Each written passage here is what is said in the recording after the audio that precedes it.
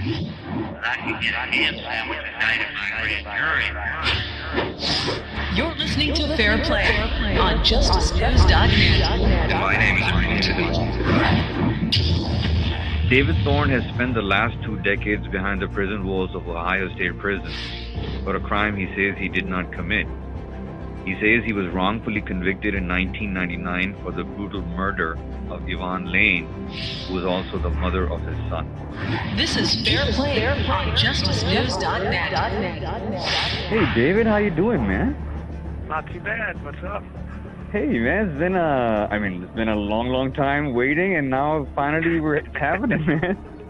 I tell you, I was gonna say you must have had your phone in your hand because it only rang once on my side. Yeah, I was just on it, man. I was like a hawk just sitting on the phone. I didn't want to miss it, man. No, that's cool. Yeah, how you been, man? What's going on? Freezing. We've got about a foot of snow, and it's still snowing. Wow, man. We have a little bit of snow. It's just kind of like drying up now, but we still have some, but not as much as you guys. Yeah. So first up, man, I really appreciate you taking the time, David. I know how difficult it is, so thank you so much for making this call happen. No problem. Thank you for allowing it to happen. All right. So if you could take us back in time and tell us in your own words, David, what happened?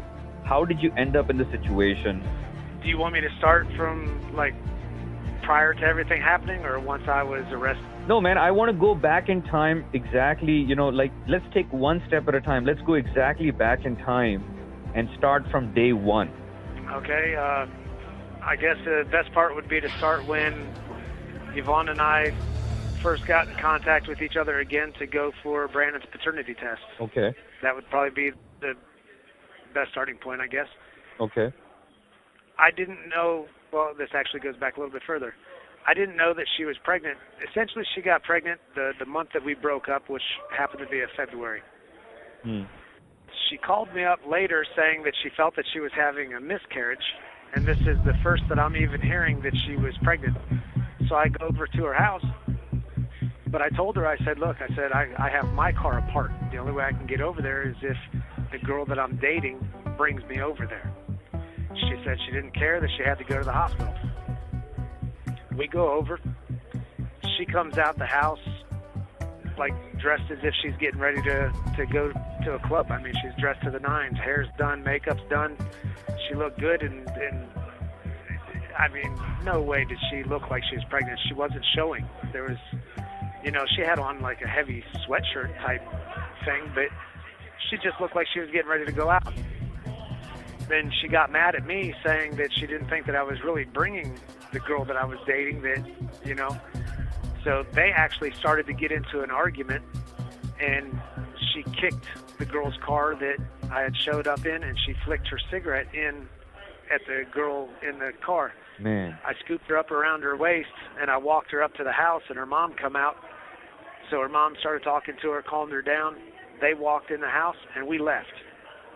So by no means did I think that she was truly pregnant. I thought that was just her way of getting me to come over.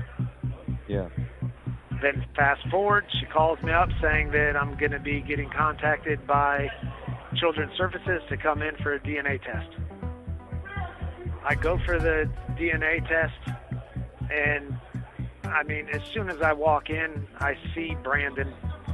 He's almost 15, maybe 18 months at this time. So like I said, this is, half of a pregnancy and then his age coming in. So this is almost 2 years, 20 months since I had seen her the previous time when she said that she was having the miscarriage.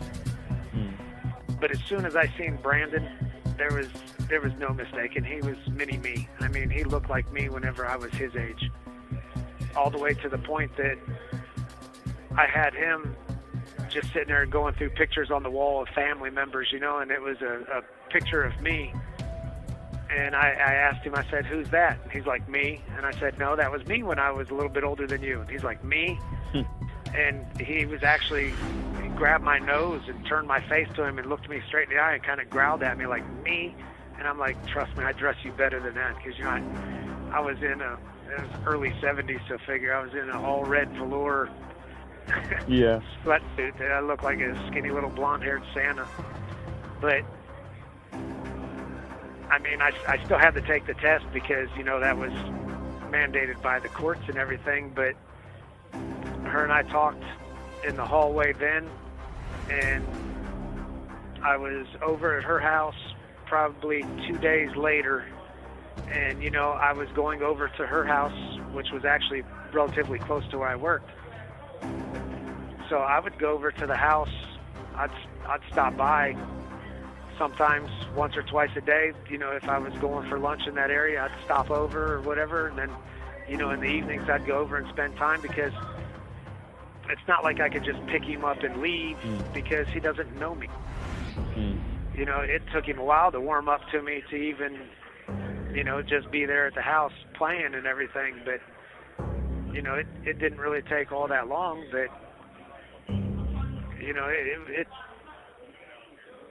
I mean, I feel that, you know. This call is originating from an Ohio correctional facility and may be recorded and monitored. I feel that some sort of deep connection is made with the paternal instinct. So I think he kind of knew who I was, you know. And then, granted, as he got older, of course he knew who I was. But,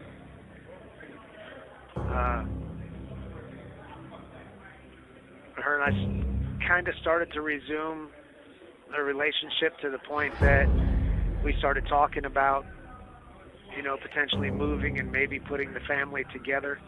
Mm-hmm. She was active in a lawsuit for, can I say the name? Sure. Because it's one of her children. So she was active in a lawsuit for, they didn't clear his sinuses and everything to get him breathing as fast as what they should have or whatever. So it was, her attorneys and everything were claiming brain damage was due to the hospital's negligence. So specifically what the case is or anything like that, I don't really know, but that was the logistics of it. She was looking that it was I believe it was an $8 million lawsuit that she said, you know, as her and I were talking, that she would settle if they offered $5 million. But she was to the point that she goes, look, you know, she was annoyed with the father to her other kids to the point that she said that, you know, she would agree for him to have custody, you know, not giving up her parental rights, but just him having custody to kind of get him out of her hair so that she could move without him harassing her. And that's where, you know, her and I were kind of at this point, because she said that, you know, I was at that point I was still in the midst of trying to start my own little automotive shop and everything, and I was working at another place that I made parts and worked on cars and everything. And she was basically, you know, one of her enticements, which, I mean, you know, other than she was obviously a pretty girl, so it wasn't like it was hard to get a young guy to listen to her talk, but she was potentially going to have the money to just fund a whole shop, and I could just be up and running wherever I went without having to worry about true overhead and everything. So, you know, I mean, of course that's an enticing offer. Yeah. You know what I mean? But then why would you hurt her, man? I mean, if you and her have such a, you guys have such you're back in amicable terms, and she's going to fund your operation, why would you want to hurt her? Exactly. Okay, continue, man. You know, and that was also one of the things that I had said. My dad died in the service, so I had his insurance money and everything that I put into stocks and a different portfolio and everything. The day that I found out that I even had Brandon, I was capable of writing a check for 18 years worth of child support on the spot. Beautiful. Money was never an issue. I mean, I made good money for the time. I mean, you know, who wouldn't want to make more money in their life? But I made great money at the time. I had everything that I needed. Granted, you know, nobody ever has everything that they want, but I didn't truly want for anything is, you know, within reason, but I never wished any ill will to her whatsoever. The only caveat to my whole thing was the girl that I was dating at the time, you know, I had no true reason to break up with her either, you know, other than I had to figure out whether I wanted to put together the family or to be with this girl and continue to do what I was doing. So, I mean, I was torn because I liked them both. But the reason that Yvonne and I even broke up was because of her ex, which his name is Eric, because he would just show up at my house.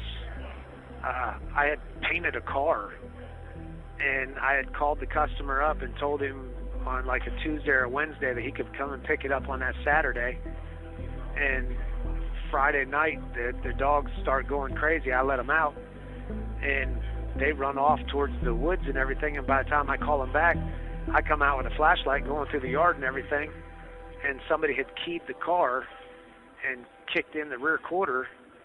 This call is originating from an Ohio correctional facility and may be recorded and monitored. Just kicked in the rear quarter of the car that I had just finished for a customer. Man. So, I mean, you know, I had to call him and tell him that, you know, something happened to his car, that I was going to have to repair it, that it wasn't going to be available when I told him. Did you report that to the cops? No, because if I do, then my insurance and everything goes up, and I was just starting to get going, so I had to eat it.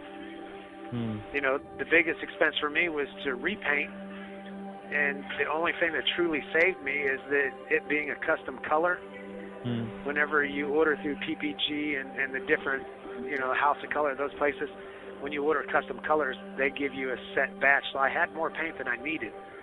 So I was able to fix it. But the time, you know, that car gets set back, so then that puts every other project that you have set back. Yeah. And, you know, and then that's money out of my pocket. And, you know, like I said, I didn't know that she was pregnant in the month that we had broke up. And so that was, even she understood. You know, we didn't even argue in the breakup. So, I mean... But what about the DNA? When the DNA test came and it was positive, you were the dad.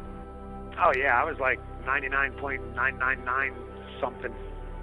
Yeah, there was no doubt about it with DNA. So you had DNA evidence that that's your boy. Yep. Okay. So obviously somebody was pissed off at you, man. I don't know whether it was me or her.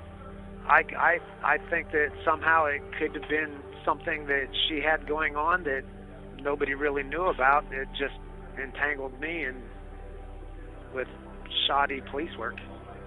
I mean, what it seems like is that something happened while you were in and out of her life with some other dude and some other things that were going on, and then once you got back into her life, that wasn't liked, and you became a target. That very well could be, but that's just it. I don't know. You know, the hardest thing on this whole case is to prove a negative. You know what I mean? I don't have the answers, and I can't even fathom an answer because I wasn't in her life that whole time, so I don't know what was going on. And up until the point that this says how long ago it was, I got a page from my grandfather saying to call when he told me that, you know, her parents had called to try to get a hold of me saying that this had happened to her. Up until that point, I had a normal, albeit like a boring, common person life. This call is originating from an Ohio correctional facility and may be recorded and monitored. So what happened after the key incident? You fixed the car, and then what happened? I just had to fix it and just eat the cost of it and send it out to save the face of the company, so that, you know, there was no reason that he should, you know, say anything bad about the work or the shop or anything. But yeah, you know, then he would start coming over more often, or there was times that he was supposed to have the kids. You know, they had made arrangements. He'd call, say that he wants to come and pick them up, have them for the weekend, and then at the last minute, he would call and say he's not coming. But he's like, well, so much for whatever plans you guys had, and then he would hang up. Okay. Brandon was staying with me off and on the whole time. There was no, even whenever we went through the paternity suit and everything like that, you know, because she was getting assistance. So I don't know whether it was full welfare or what, but the judge told me that because I was in Brandon's life from the time that she, you know, even brought him around and I took the test, even before it came through that it was positive that he was mine, which, I mean, you could obviously tell by sight. The judge said that I didn't have to pay for the birthing costs or anything like that. He waived everything up to, let's say, that day in court. He said that my child support will start then. He said any money that I give her will just be a gift because, you know, the money comes from my check at the shop, and that's what pays because, you know, her money comes from the actual state or the government, however you want to say it. So even whenever everything was said and done, I was 2 months into the arrears, which was $700 and some odd because I paid $355, $365, somewhere around there for child support. So it was 2 months by the time he ordered it, and that my shop that I was working at full time, my regular job, by the time they got the paperwork and then processed it and started taking the money out and sending it in, I was 2 months behind. And that's not my fault or the shop's fault, you know, or even the children's services. It's just... This call is originating from an Ohio correctional facility and may be recorded and monitored. It's just how long it took to process the paperwork. But even that was paid before I was convicted and everything. I was caught up. It was $700 because, I mean, well, they did say that I didn't want to pay the child support. So for $700, do you know how many people were in arrears? Tens of thousands of dollars. So, I mean, that's not like that's an excuse to try to kill somebody. That's just not. Yeah. Not even logical. That's bullshit, man. And especially with me having the annuity and my portfolio, like I said, I could have paid in one check all 18 years of child support and never once had to have anything taken out. But they said that, you know, that I can't do that because if I get a job that pays more than obviously my child support would go up. So they don't do that. But I could have. It's not like I was broke. So then what happened? Whenever I got the call from my grandfather saying that this had happened, I go over to her mom and dad's house. Where were you at that time? At the time of the murder, where were you? Okay, see, I don't know any of this had transpired. So, but, you know, in retrospect with everything going, the time that they said her time of death, I was at a martial arts class in Independence, Ohio, which is two or three counties away. It would be impossible for you to commit this murder, David. Correct. I was there with 3 or 4 different people that knew that I was going to be there because of all things that happened at this time. I actually had a lion cub with me whenever I went to the class. And obviously you have witnesses who would testify that this guy was with us. Correct. And that's where my problems lie, because now they're saying that Joe was the one that said that he did this and that, you know, he was convinced to tell them that I was the one that wanted it done, so he was doing it on my behalf. Yeah, but that's just one man's testimony, which is probably false. How do they prove that this guy's right? They don't actually have anything to prove that he did it other than him saying he did it. I mean, they have no blood on his person. The knife that they said that he used, which is a folding lock blade knife, they took him to where they get it out of this storm sewer, and he says that that's it. But the blade on it is 3.1 inches long, but the wound is over 4 inches deep. So, I mean, it can't possibly go that deep without the handle going in. And they said that it was a clean cut, so they know that it was a single action, that there wasn't hesitation or defensive wounds, or, that it was just one cut, almost 9 inches in length. And for this knife to have no blood on it whatsoever. Impossible. That's impossible. That's like saying a gun that's never been fired is the weapon that shot somebody. Because even your blood pressure, okay, your household sink is only 30, 35 pounds of pressure. Think twice the pressure on full blast and run your hand under it and come out dry. That's what you're asking this knife to do. It's impossible. And then he had no blood on his clothes. They claimed that I transported him, that my car was clean but in unclean condition. And that's, saying that it's neat and tidy, but it wasn't like freshly cleaned, like you're trying to hide anything, you know what I mean? So their wording, What were they expecting, that he'd be naked in the car with you? I guess so. Because whenever they did the car, I had said this before on one of the shows. I said, look, as a person, anybody can lie, but science doesn't lie. There was no blood, no fingerprints, no hair samples, skin cells, sweat cells, couch fibers, carpet fibers. It just didn't happen. How can you not have any type of transfer whatsoever? So you're saying that I went from somebody that has a bunch of speeding tickets to, out of the clear blue, a criminal mastermind. So you're in Independence, she's in Alliance, and they're saying that this guy did it because you asked him to, and then you drove him around. Yeah, they said that I drove him around beforehand and afterhand, but nobody ever saw us together or anything like that. And they said that after he killed her, they said that he walked, and it's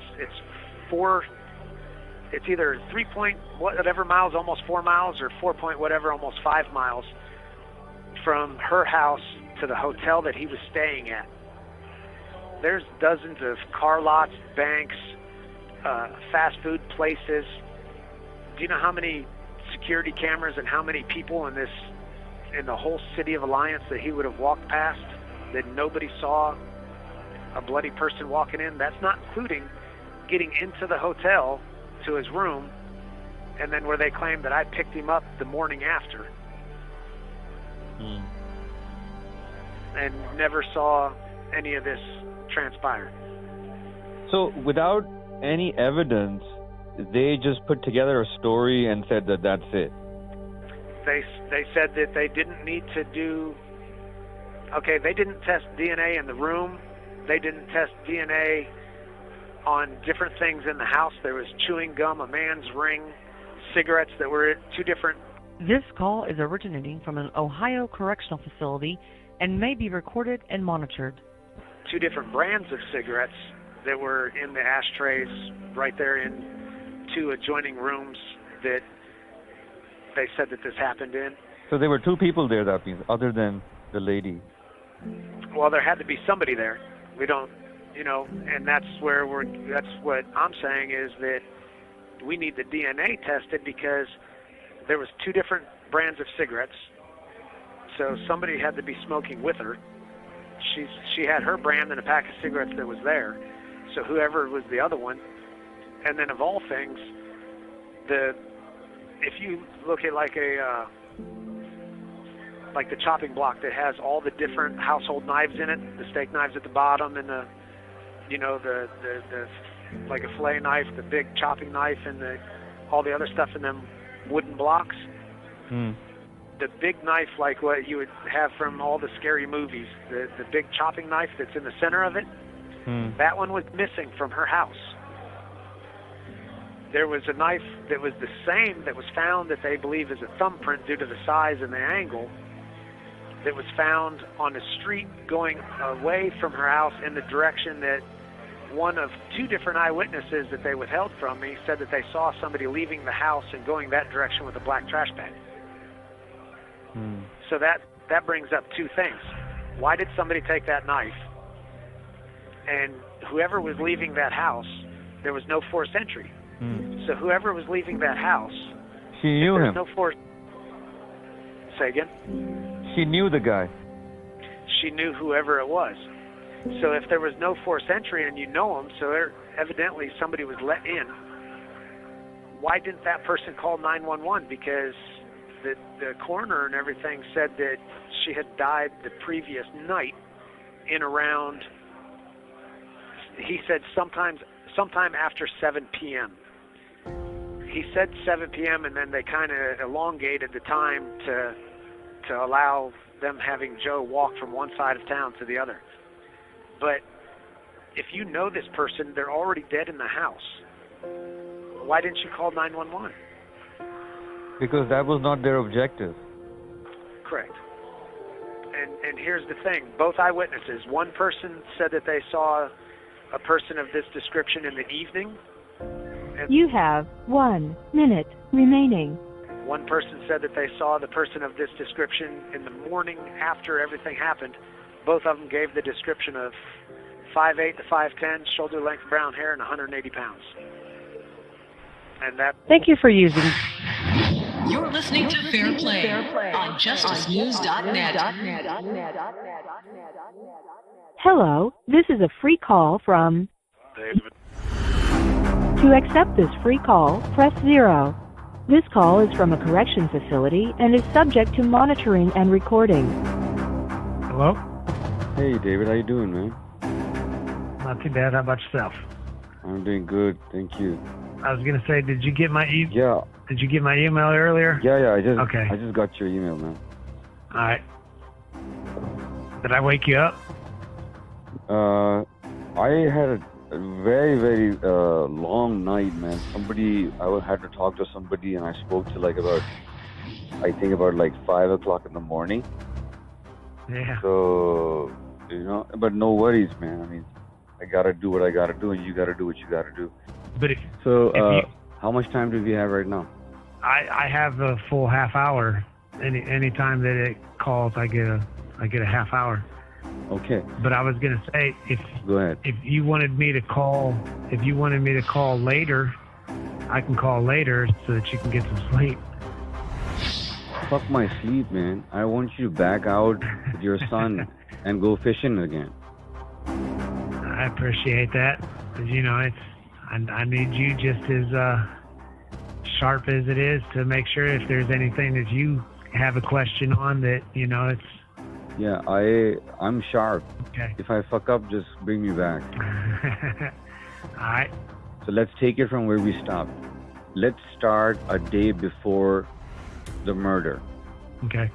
Before April 1st, 1999, right? So a day before that, where were you? What were you doing? Okay, my normal day, I clock in between 4:30 and 5 o'clock in the morning, and the Wednesday beforehand, which is what they're saying that's the night that it happened. I didn't find out until that Thursday. But that Wednesday, I clocked in like normal at work between 4:30 and 5 o'clock in the morning. I clocked out at 12:30, and I went to a pet store that I frequent a lot because I bought goldfish and everything as feeder fish to feed a bigger tank that I had Oscars and the different fish in. So I would probably assume that would be about 1 to 1:15, giving me about a half hour, 45 minutes to get there from the shop and to buy everything. I went home, I fed the big fish tank, and I cleaned Asia's pen, which was the lion that I had at the time at the house. And I fed her just the way I would have normally done. I cleaned out my dog's pen, and I was leaving to go to the girl that I was dating at the time. I was on my way to her house, and I saw Joe walking down the street. I picked him up. I normally went through this little drive-through that was in Randolph, and he informed me that he was actually staying with people behind the drive-through. So I went in, I met the Enochs, and they saw the lion for the first time, to see a lion for the first time in person. So I stayed there for a little while, and then went through the drive-through, and I went back to the girl's house that I was originally dating at the time.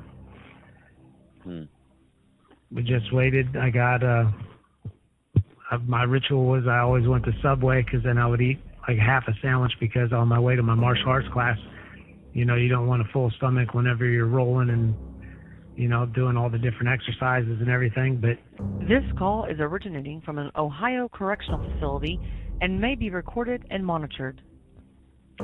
we went to take the lion to the class. So I was waiting on my girlfriend's cousin, which is Josh. He had a van. We loaded Asia up into the van, and we went to my martial arts class. One of the discrepancies that they always harped on was saying that Joe said that I went to a gas station or a Dairy Mart or something like that, so that I would be on camera, And I was like, what would that matter? Because we went to the gas station, I would probably say 7 to 8 o'clock. That has nothing to do with, whatever it is that he was saying. But Josh went in and got gas and everything, and we went to the martial arts class, and that was, we got there at about 8 o'clock, which is the normal time. We went through the class. Everybody got to see the lion and that, and we left. And the one specific thing that just clicked all the time is because coming back from the class, as soon as we got close to seeing Amy's house, I saw that her grandfather had already beat us to the house, and my car was parked in his spot. That was kind of one of his only little pet peeves, was that, I beat you. I wasn't taking it. Yeah, and so, I looked at the clock on his radio, and it was 11:29. So that's why that's kind of ingrained, But other than that, just swapped out the pen from her pen, Asia's pen, from the van to my car, and I went home. Is this March 30th or a couple of days? You said so. When exactly is that date? The date? Do you remember the date? That would have been the 31st. That's the day that all this was supposed to happen, to where they said that he went over and killed her that evening. Yeah, because he was trying to say that I was running around with him the whole day and everything, as to where I can verify where I was at. Yeah. And did you know this guy prior to this? I've known him for a little while. I met him through different friends. He wasn't originally a friend of mine. I met him through somebody that came over with their car, and then I've seen him around at different parties, and then just, seeing him more and more, him and I started talking. That's how we got to know each other.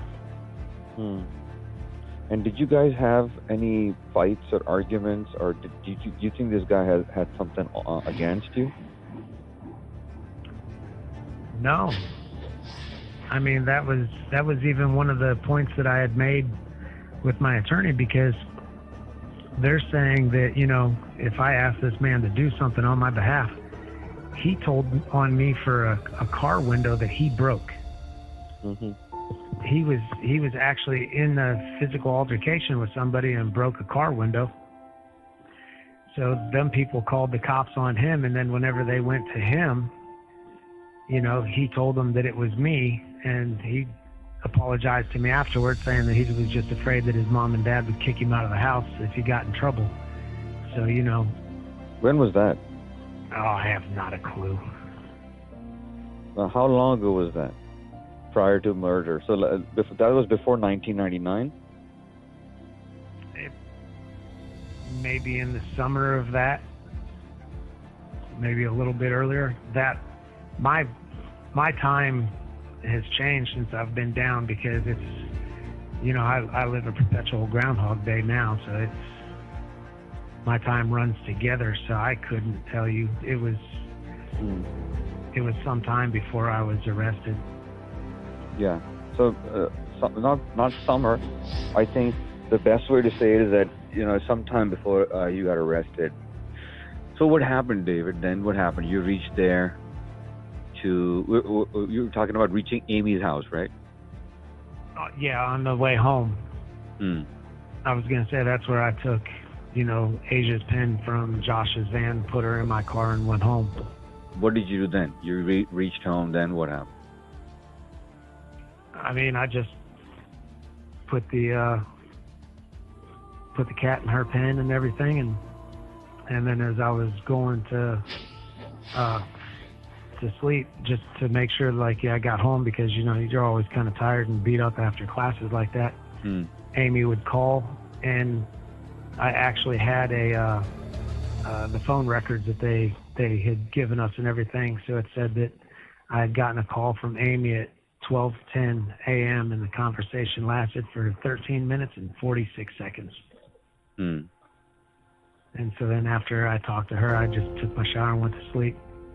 Okay. And then Thursday morning, you know, I clocked in around 6 o'clock. It's usually a little bit later on the days after my martial arts class because, you know, I get in so late. But I took the Lion into, I went over, I left the shop around 10:15 or so. I went to AutoZone to see Jason Ott and see if he'd be there to bring Asia back for, you know, for Friday morning. But I went to McDonald's. I got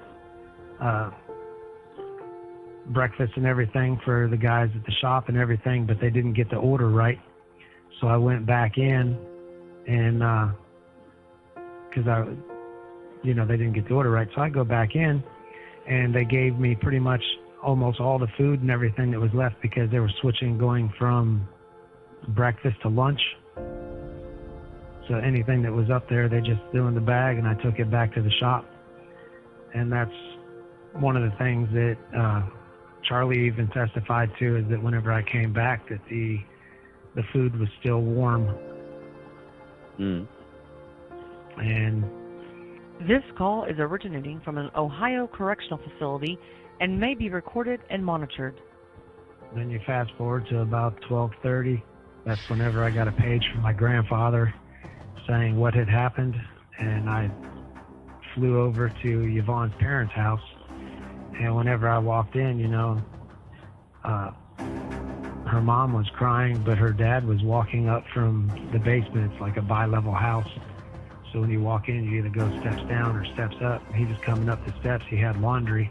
And so, like, I'm trying to ask him what was going on and everything. And, I mean, he was upset and everything, but he wasn't really talking. So Tanya was the one trying to tell me and explain what was happening. And, I mean, I got Brandon. And whenever I was leaving, the only thing that was lucky for me is I had my own car seat and everything for him, because whenever I picked him up, he literally just had on a diaper and one sock. Whenever they let him go back in the house to get some stuff, they wouldn't let him go through and get all the kids' clothes and everything. So then whenever I brought Brandon home, he had on a diaper and a single sock. I want to go back a little bit. So when your grandfather, how did your grandfather found out? They called him. Who called him? Yvonne's parents called him. Okay. Looking for me. They called the house. Is that your only family that you had? In that area, yeah. Oh, okay. So just to be clear, we're talking about all of this occurring, obviously, in Alliance, and you are in Independence, right? You mean like whenever this actually happened? Yeah, when this occurred. Okay. This occurred in Alliance? Yes. And when you received the call, you were not in Alliance. You were in Independence, right? No, whenever I received the call, I was in the Alliance area because where she lived was not far from the shop that I was working at. Oh, okay. Okay, got it. So the night whenever everything happened, it happened in Alliance, but I was in Independence. Okay, got it. So, they found her body on April 1st. Right. So they're saying that it happened March 31st. March 31st. Between 10 and 11, but the coroner said that it happened at 7 o'clock. Yeah, the coroner said that anytime after 7 o'clock. So between 7 and 11 on 31st, you have people proving that you were with them. Correct. If I'm correct. Yes. Right? Yes. This call is originating from an Ohio correctional facility and may be recorded and monitored. So despite the fact that there were so many suspects, why did they come after you? I really don't know. I know that whenever they had talked to several people and everything, that they said that I was a spoiled rich kid, but everything that I had, I worked. You know what I mean? I had my own job. I bought my own stuff. It's not like I was one of the kids born with a platinum spoon in their mouth or anything. My mom and I were poor. But, I just tried to make sure that whenever I bought something, that I bought something nice. I didn't. And then, I worked on cars. That's what I did. So, of course, I had a nice vehicle. When you're... Other than that... Yeah, go ahead. Go ahead. Other than that? I was going to say, other than that, whenever I went in on that Friday, because they came to the house Thursday night, and I wasn't there whenever they came to the house. So Friday, I go into the police department. I had already been ruled out. When they came to your grandparents' house, you went to the police station. Correct. The next morning. Yes, sir. Back up a little bit. When your grandfather first called you, between these things, when was the last time you spoke to Yvonne? I went to Yvonne's house and I picked up Brandon, I want to say that Friday beforehand. My grandfather had dropped him off because my grandfather wanted to go somewhere with him. I forget what it is that he had planned with Brandon. And then I stopped over, I want to say Monday after work, because I usually checked on them to see, if everything was all right, if they needed anything, because her car wasn't the most reliable. Her car? Yvonne's car? Yeah. Well, she didn't actually have a car. She usually borrowed a car, and it wasn't very dependable. It's just mind-blowing that, a guy who's been trying to take care of this woman and help and is not fighting back and accepting everything, and they come and pin this thing on probably the only guy who cared for this woman. They come and pin it on him, which is like a typical bullshit way of these guys to come and take the wrong guy. But when your grandfather called you, man, and the first time you heard that, what went through your mind? I mean, I was in disbelief because, the shock of being what you're told, and then the realization of you kind of coming to grips to it. I mean, you don't hear or see these things in normal life. You know what I mean? That's like your movies and that type of stuff. So so whenever it actually was being told to me, it was just disbelief, I guess, because it's to the point that you just can't really believe the words that you're hearing. You're hearing it, but there's a difference between hearing somebody and listening to somebody. And I hear what he's saying, but it just doesn't make sense, because in my mind, why would anybody hurt her? And there's something, I felt like something had to be wrong in the communication of this, that it's not her, it's mistaken. There's something wrong. And then whenever he's like, you got to go over and get Brandon, he's at her grandparents' house. When I went over, I mean, the dad had saw her. I guess at one point in time, he said that he actually had to step over her to get some of the stuff for the clothes and some of the stuff that they allowed him to get. So, I mean, he was, lack of a better word, I guess he was zombified, because he was just walking around doing menial household chore type stuff, just solemn, like no true expression, not even really talking. And here's me talking to her mother, and I'm only understanding every other word in between her crying. And I mean, it was just so surreal to the point that it was like, this just can't be happening. And yet it's unfolding before your very eyes. Yeah. Did they live with her? No, she lived on Divine, I believe it was. But she had lived at that house off and on, just throughout life. But whenever her and I first started dating, she lived at that house. And she was kind of going back between that house and I'm trying to think of the grandmother's name on the other side of her kids, Eric's mom, Linda. She was staying at Linda's house. So, she would kind of float back and forth, but she lived by herself, and her mom is the one that actually found her because she went to pick up Preston for school. Yeah. So Preston was there when this occurred. Correct.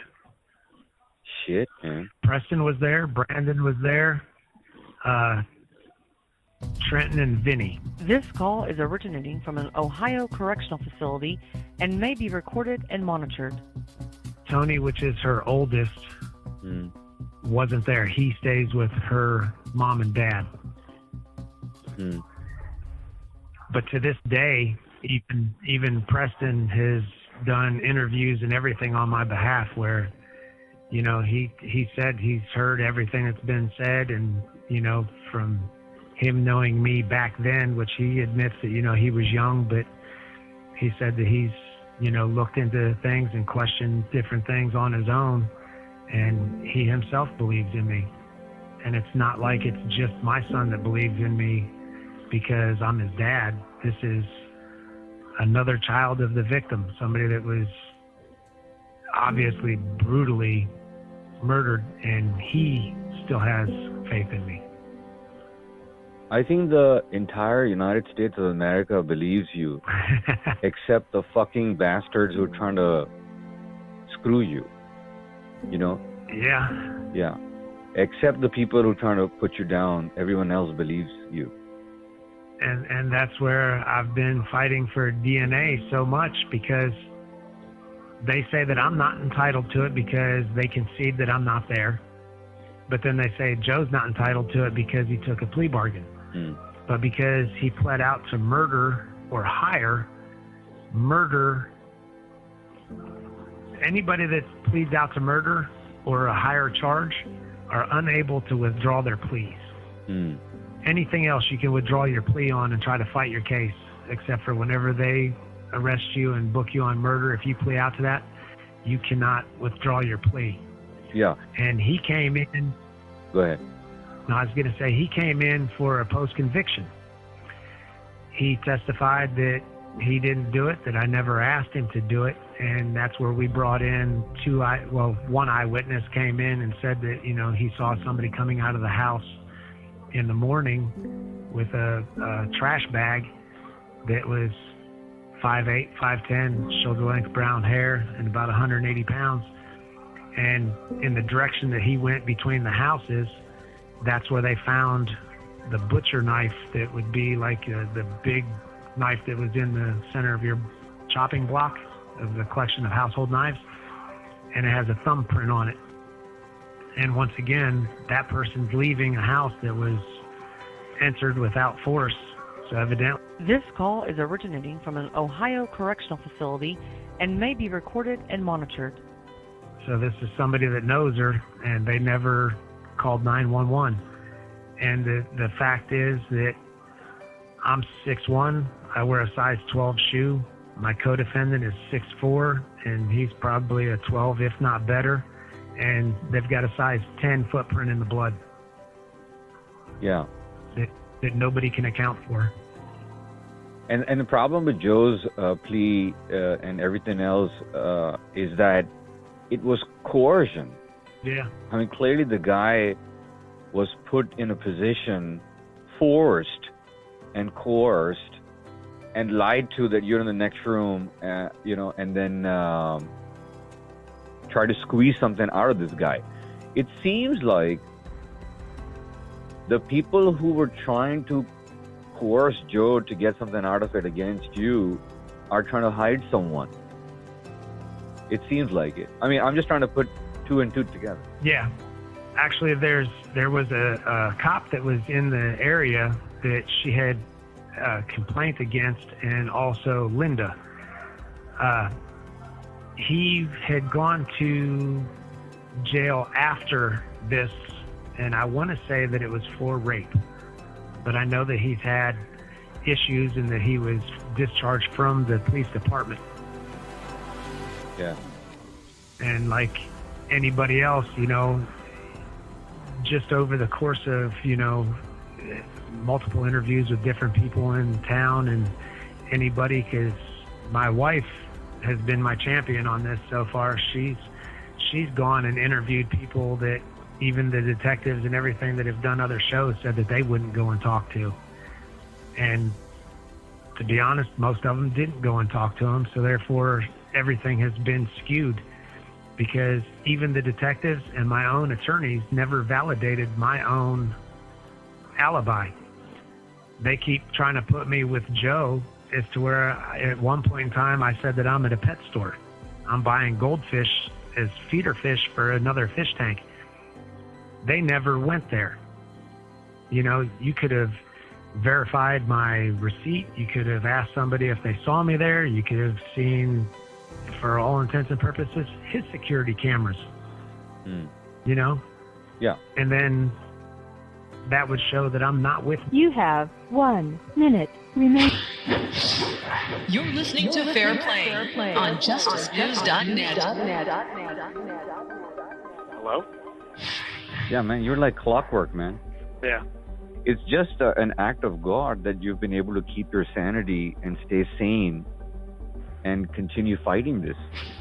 I mean, I've actually had a lot of guys ask me, because, you got to figure it's almost 22 years, and a couple of the guys said, you always seem like happy-go-lucky. I said, well, you can compartmentalize to a certain extent, but, if I wasn't sound with myself, you couldn't be. If you're not honest with yourself, you can't be honest with anybody else. So, I mean, I have my truth. That's it. I can't speak for anybody else. The only thing I can do is do my own thing, and this is me. I told Sue before that, I say it. My life's an open book. You can ask me anything. You know what I mean? And I'll give you an honest answer. I mean, the fact that you were not even there, man, is so ridiculous, The fact that we don't have any record of you ever hurting Yvonne, is that correct?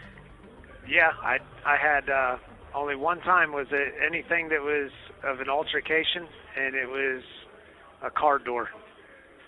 Yeah, a car door? Yep. What do you mean? I was coming back from Streetsboro at the Walmart, and the girl that I was dating at the time, Amy, she's driving. All of a sudden, this car just flies up onto our This call is originating from an Ohio correctional facility and may be recorded and monitored. They're tailgating us, and I mean, she kind of like, the brake check, You know, Hmm. they backed off and then they were right back on. And I told her, I was like, pull over, let them pass.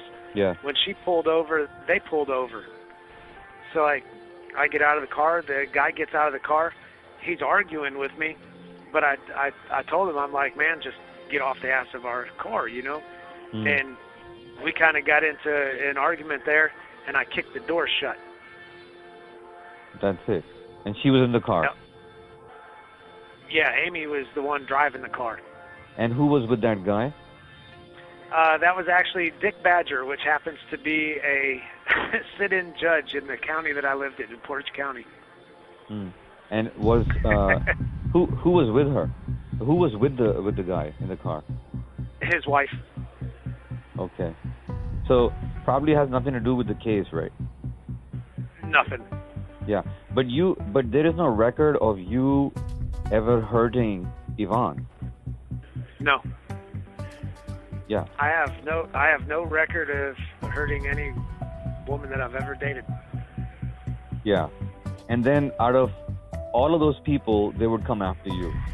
Once they got to Joe, he even said, like, the first couple of times, like, why are you talking to me and what's he got to do with this? And then I don't know how many different times they talked to him before they finally got him to say the story that they wanted him to. But even in the one, I noticed it, and I want to say that their last name is Prendergast or something like that. They were the psychologists that do the pre-sentence investigation. And I even asked her about it, and she said that she laughed because she said that you noticed that because Joe even referred to himself in third person. And she said that that's where she would like to testify because that sounds like somebody reading something. Yeah, because when you would read your own name off of a written statement, you would put yourself as a third person, right? Right. Yeah. And I don't think, I could be wrong, but I don't think that Joe was, like, stable, like, mentally stable. No, he went to a, I don't want to say special school because it wasn't like it was for any type of overall mental capacity type thing. He went to a special school as far as, like, the attention deficit disorder and or behavioral. But he had some sort of neurological thing that he would shake. Almost, I mean, his nickname was even Shaky. So, I mean, it's like almost a Parkinson's type shake to where it goes. And then, you know, whenever he gets excited or doing anything, you know, it goes even worse. But I mean, it's not that I got the best of grades in school or anything either, but I wasn't constantly failing as he was. They were pretty much just putting him through and putting him on somebody else's, you know, giving him to another teacher to make him somebody else's problem. This call is originating from an Ohio correctional facility and may be recorded and monitored. I think Joe was struggling. He had some issues that he was struggling with. Yeah. Yeah. So tell me something. How long exactly have you spent and how much more to go? I was arrested July 14th of 99, so it's 22 now. So, I mean, the year 2000 was a 0, but it's a whole year. I did it, so that counts.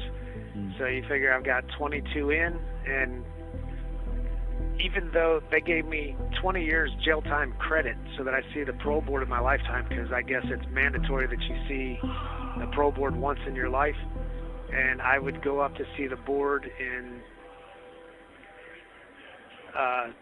2061 on my birthday, December 20th of 2061. 2061. Yep. But it doesn't count because they gave me life without. So in theory, it's, you know, you're here for your natural life. So basically, it's a death by incarceration. Correct. Yeah. But on paper they make it look good, so it doesn't sound so bad. I wanted to go back and ask you about a couple of things in mind. Like, first of all, Yvonne was in the middle of a pending lawsuit with the hospital, and a lot of money was involved. Is that correct? That's what she told me, yes. Hmm. We weren't able to find any record of it, but not being the attorney, you know what I mean? Nobody's going to admit to any type of lawsuit.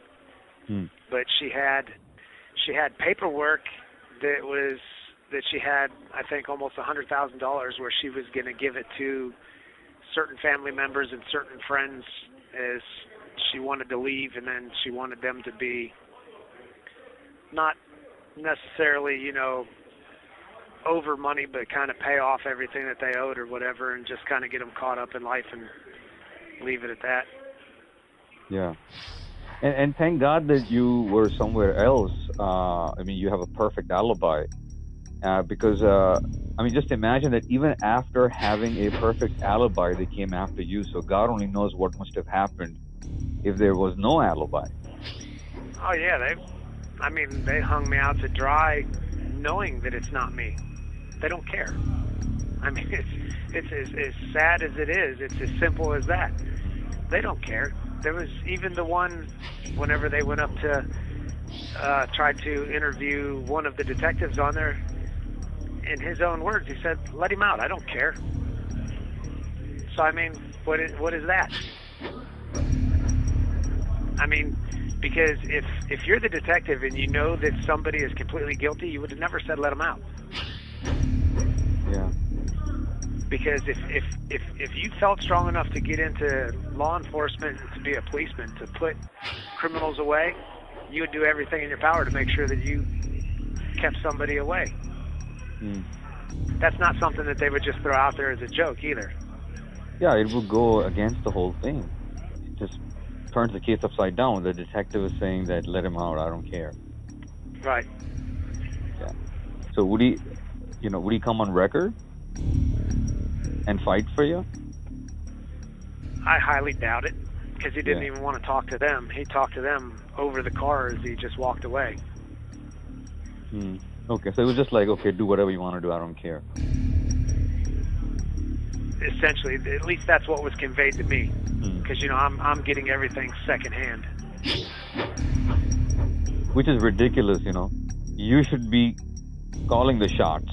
You should be in the driver's seat, and then you getting everything secondhand. So, well, that was the problem. Sue and I, okay, you got to figure that we've spent 20 years on this.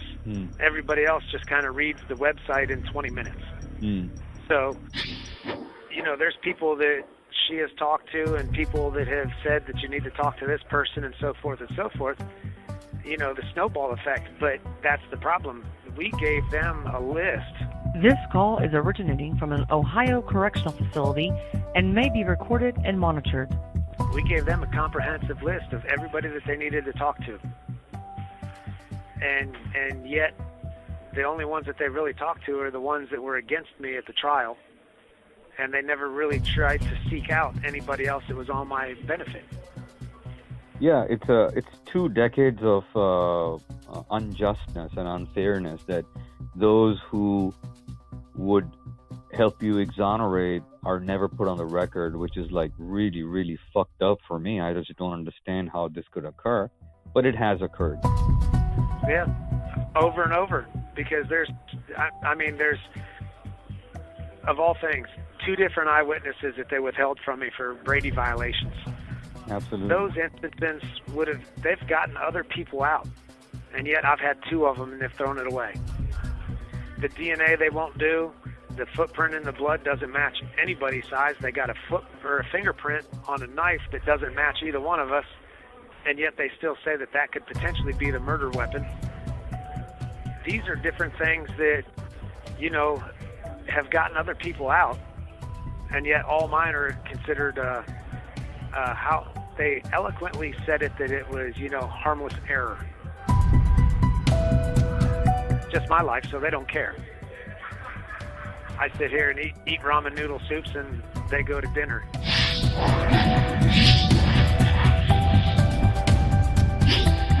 You're listening to Fairplay on JusticeNews.net. Yeah, we don't produce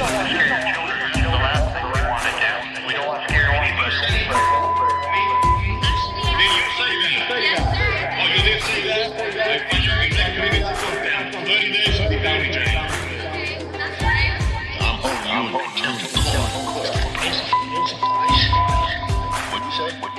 you, man. Fight on. Side by side, until victory is achieved.